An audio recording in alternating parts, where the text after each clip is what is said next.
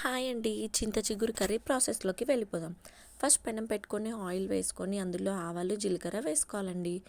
అవి కొంచెం చిటపటలాడాక కొంచెం మనం ఆనియన్స్ వేసుకోవాలి.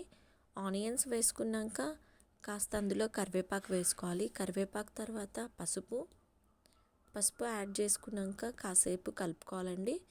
అవి కొంచెం గోల్డెన్ బ్రౌన్ కలర్లోకి వచ్చాక మనము అల్లం వెల్లుల్లి పేస్ట్ ఒక స్పూన్ యాడ్ చేసుకోవాలి. అండ్ దాని తర్వాత ఎగ్స్ బీట్ చేసుకొని అందులో యాడ్ చేసుకోవాలండి. కొంచెం సేపు మనము లిడ్ పెట్టేసి మగ్గనివ్వాలి.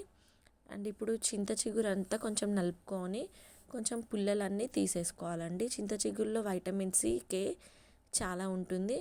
అండ్ అలాగే ఎన్నో పోషక విలువలు ఉంటాయండి. కాన్స్టిపేషన్ ఉన్నవాళ్ళు ఇది రెగ్యులర్గా తీసుకుంటే కాన్స్టిపేషన్ బాధ నుంచి తగ్గుతుందండి. అండ్ చాలా బెనిఫిట్స్ కూడా ఉన్నాయండి దీనివల్ల. చాలా పుల్లగా ఉండే చింత చిగురు పప్పులో కూడా చాలా బాగుంటుంది. అండ్ అలాగే చికెన్లో మటన్లో కూడా వేసుకోవచ్చు. అండ్ ఎగ్స్ అయితే కుక్ అయిపోయాయండి. ఇప్పుడు ఇందులో కొంచెం సాల్ట్ యాడ్ చేసుకోవాలి. తర్వాత కారం, చింత చిగురు పుల్లగా ఉంటుంది కాబట్టి 2 స్పూన్స్ కారం యాడ్ చేసుకోండి. తర్వాత మనం నలుపుకున్న చింత చిగురు వేసుకోవాలండి. వేసుకున్నాక కాసేపు మగ్గనివ్వాలి. అండ్ ఫైనల్లీ చింత చిగురు కర్రీ అయితే అయిపోయింది. ఇది చాలా టేస్టీగా ఉంటుంది. ఈ కర్రీ అయితే ఎవరికి నచ్చిందో వాళ్ళకి లైక్ చేయండి, షేర్ చేయండి అండ్ సబ్స్క్రైబ్ కూడా చేసుకోండి. Thanks for watching my video. Thank you.